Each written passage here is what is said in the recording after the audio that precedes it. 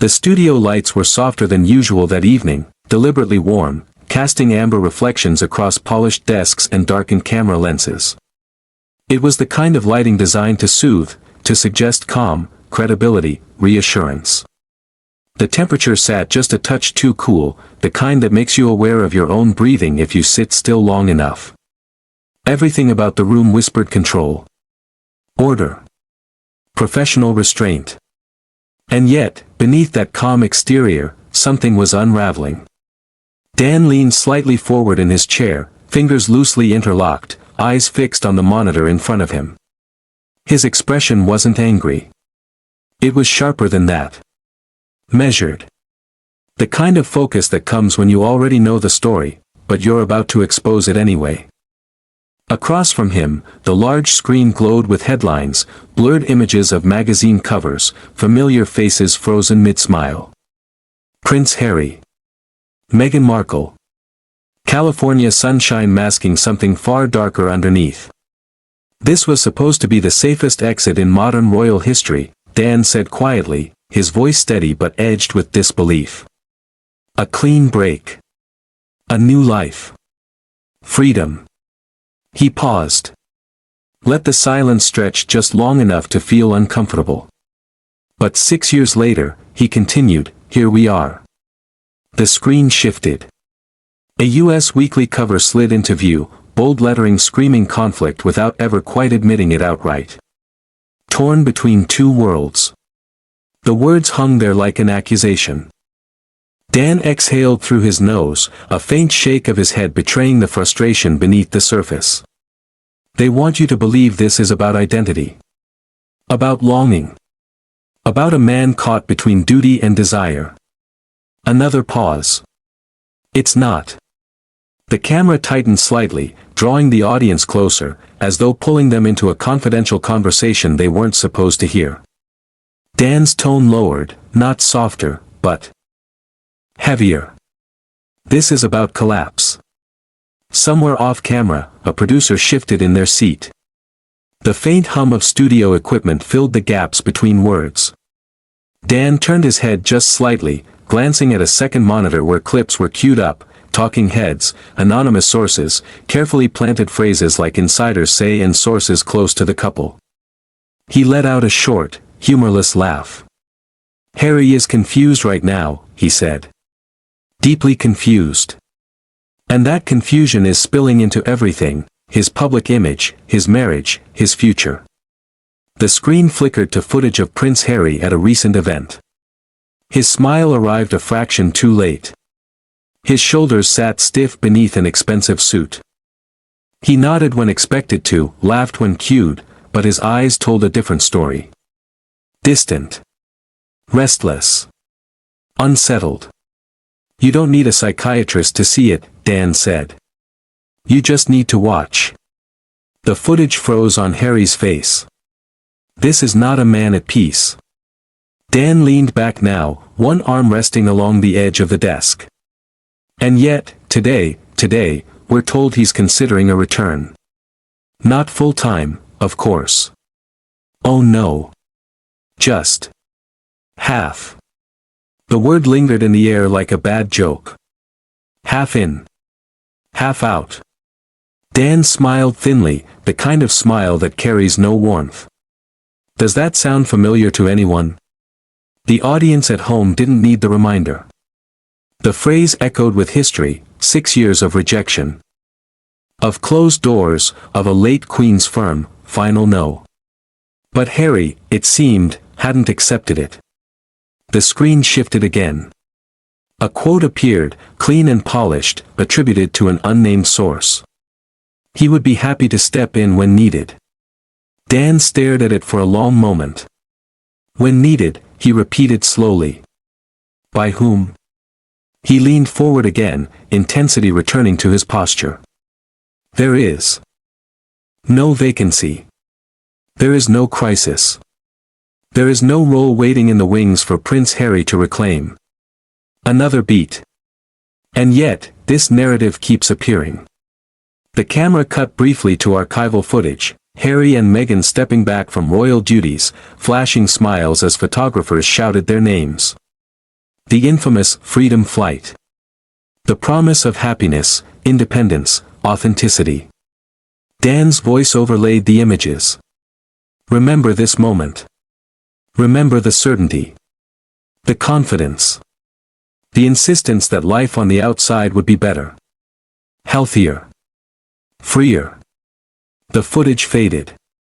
Fast forward 6 years, Dan said, his tone darker now, and we're being told he suffers from crippling social anxiety.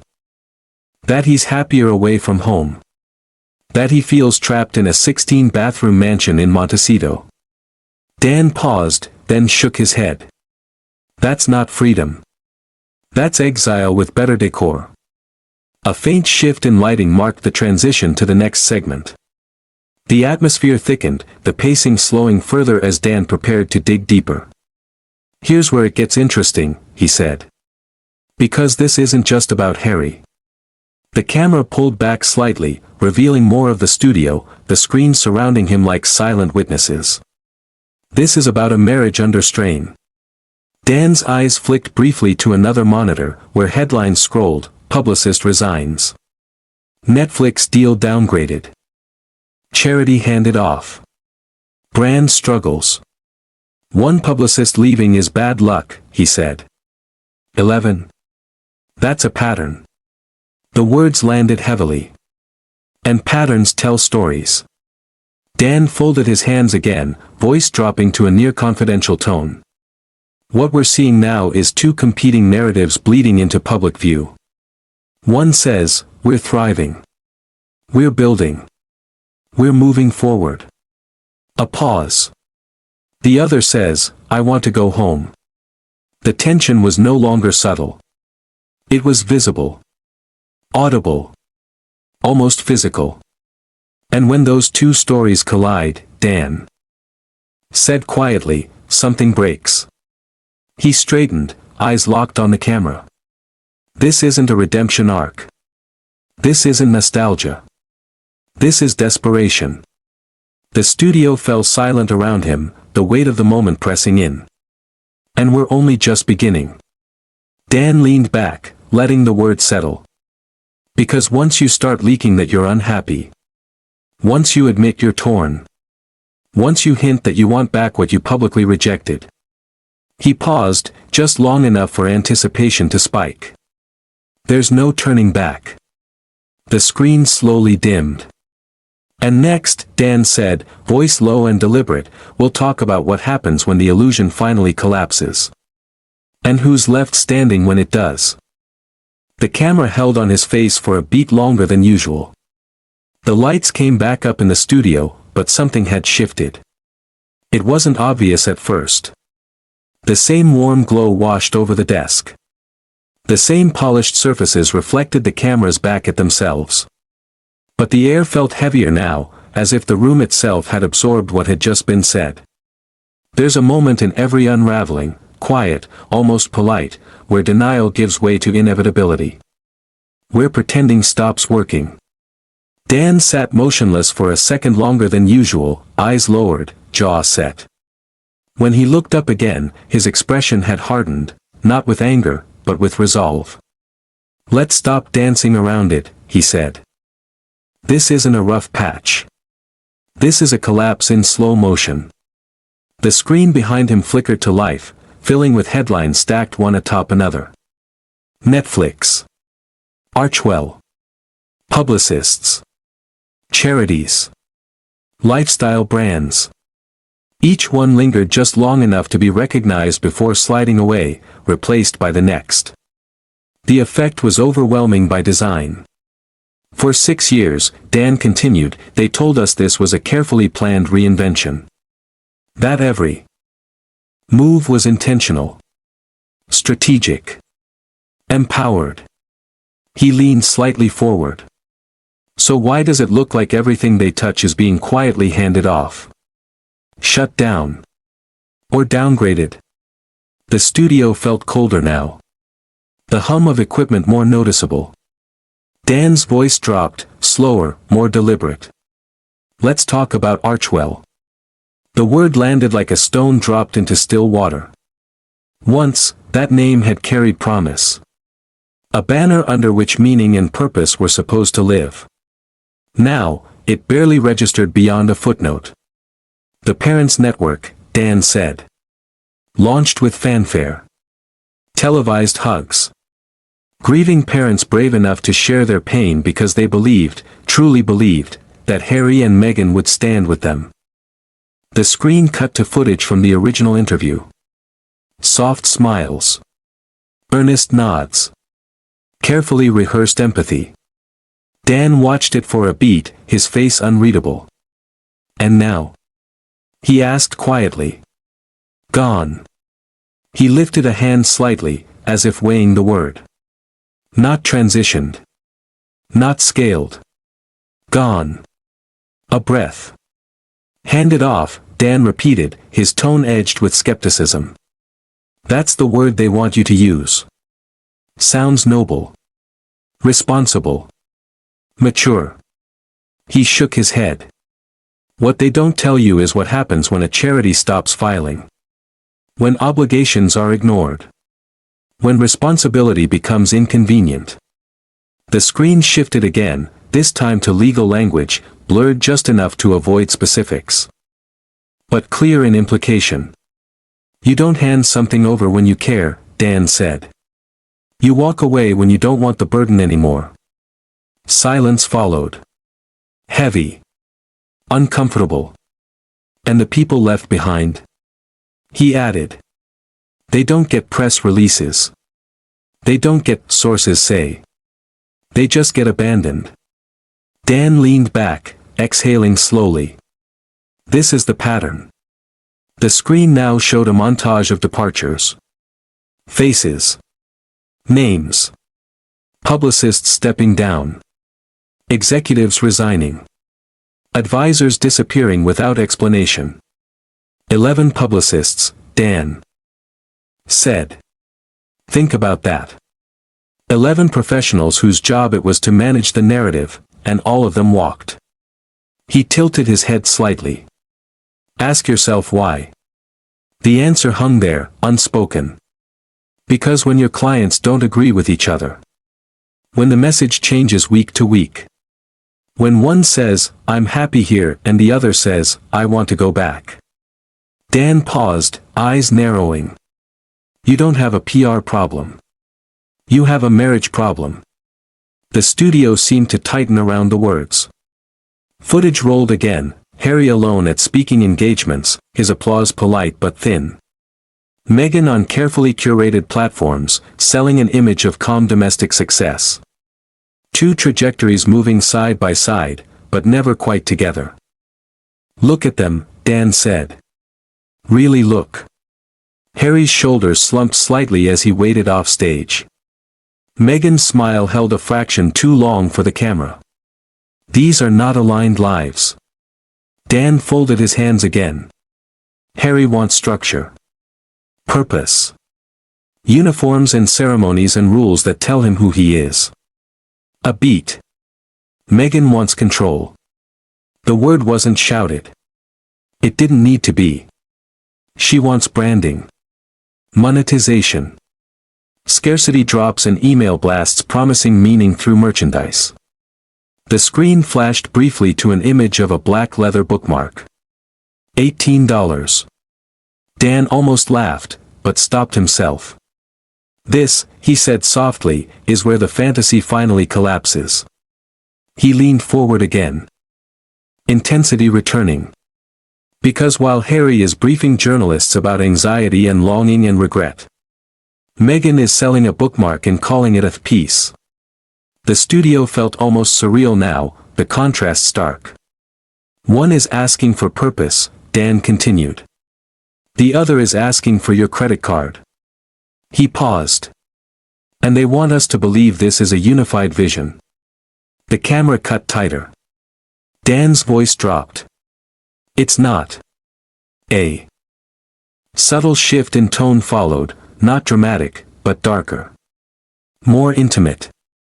Here's the part they can't control, he said. Children. The word landed differently. He didn't rush past it.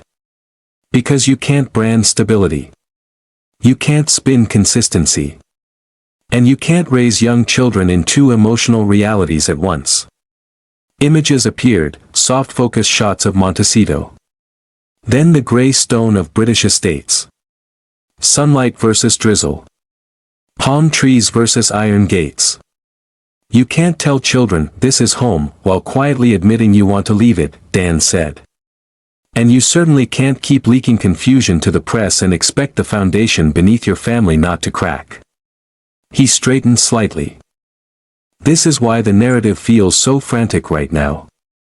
The screen returned to the US Weekly cover. Torn between two worlds. Dan stared at it. No, he said. Torn between consequences. The camera lingered on his face as he spoke the next words slowly, carefully. Because once you admit publicly that you want back in. Once you say you'd step in if needed. A pause.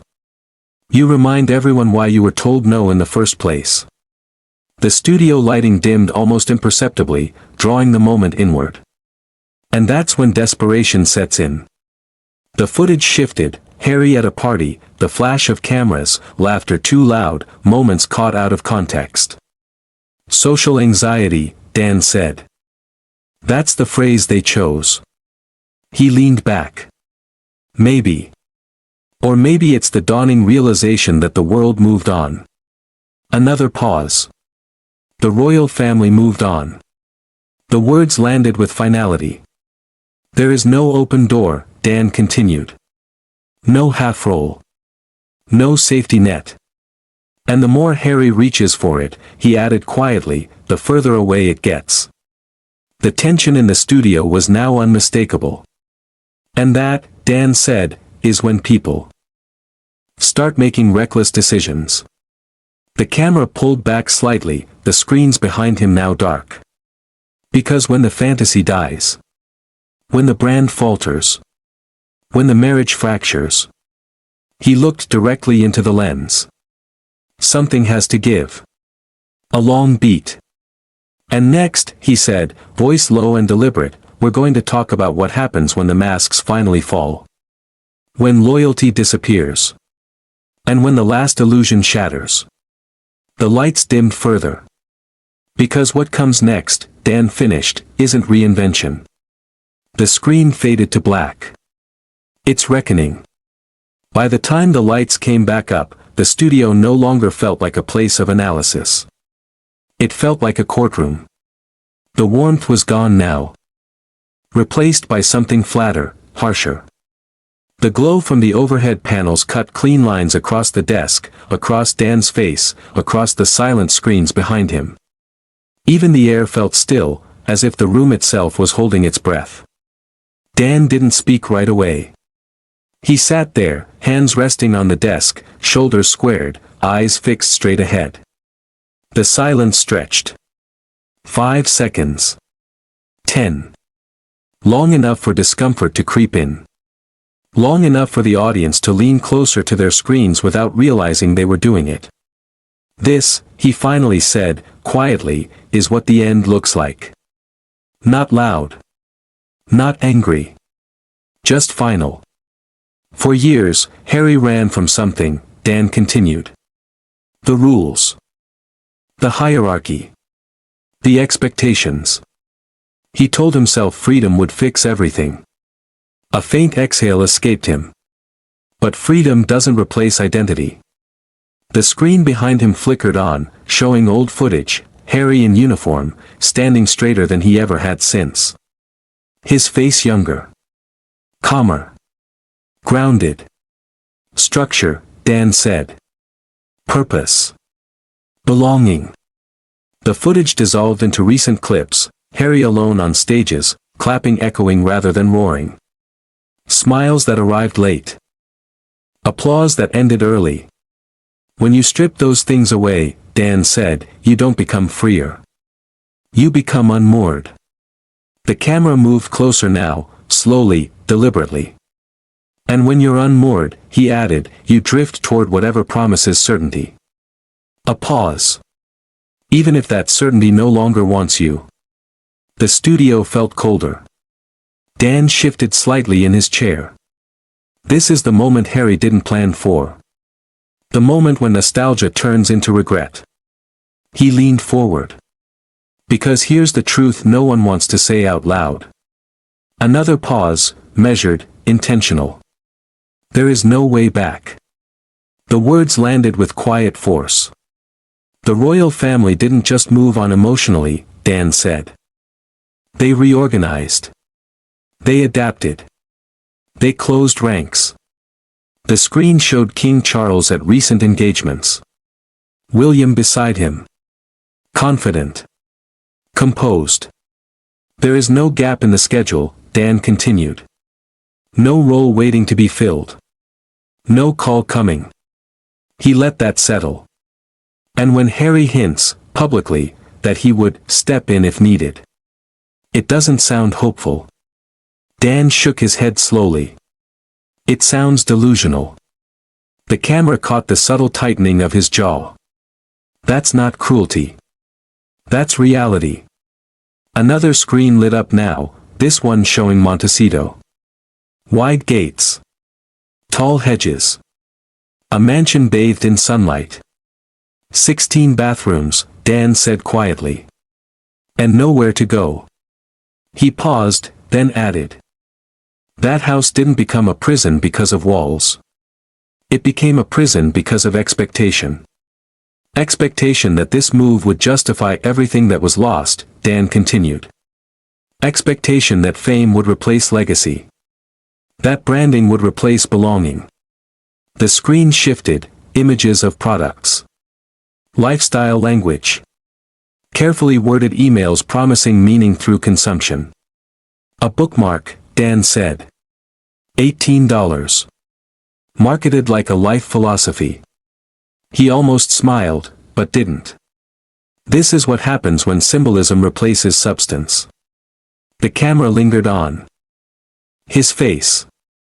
And while one half of this marriage is trying to sell calm, he continued, the other is quietly briefing despair. A long beat. That's not a partnership. That's a fracture. The studio seemed to close in around the words. Harry wants back what he walked away from, Dan said. Meghan wants to move forward, alone if necessary. The implication hung heavy. When two people want opposite futures, he added, the present becomes unbearable. The screen behind him went dark again, leaving only Dan and the desk in frame. This is why the leaks feel frantic, he said. Why the messaging contradicts itself. Why nothing sounds settled. He leaned back now, slower, more reflective. Because this isn't strategy anymore. Another pause. It's survival. Dan's voice softened, not with sympathy, but with clarity. And here's the cruelest part. The studio lights dimmed further. The public already decided. He looked directly into the camera. They moved on. A beat. They don't want Harry back as a royal. They don't see him as a Hollywood power player. And they don't believe the fairy tale anymore. Dan let the silence do the work. So now, he continued, he's stuck between two worlds that no longer claim him. The tension was thick, almost suffocating. And that, Dan said quietly, is when the implosion really begins. He paused, then added, not with shouting. Not with scandal. But with exhaustion. The screen showed Harry again, caught mid-moment, rubbing his face, eyes downcast, unaware of the camera. A man tired of pretending, Dan said. The image faded. And Meghan? He continued. She's still performing. The word carried weight. Still selling. Still curating. Still insisting the brand is strong. He shook his head slightly. But brands don't survive without belief. Another pause. And belief has limits. The studio felt almost eerily calm now, like the quiet after a storm has passed, when the damage is finally visible. This is the reckoning, Dan said. Not explosive. Not dramatic. Just inevitable. He straightened, shoulders back. The fantasy of half in, half out died years ago, he continued. It just took this long for the echo to fade. Dan looked into the camera one last time. Harry didn't lose everything when he left. A beat. He lost it when he realized he couldn't go back. The lights dimmed fully now, leaving only a soft outline of Dan against the darkness. And what happens next, he said, voice low and steady, won't be decided by headlines. Or leaks. Or magazine covers. Another pause. It will be decided behind closed doors. The screen faded to black. And when those doors finally shut, Dan finished, there will be no audience left to convince. Silence. Then, cut to black.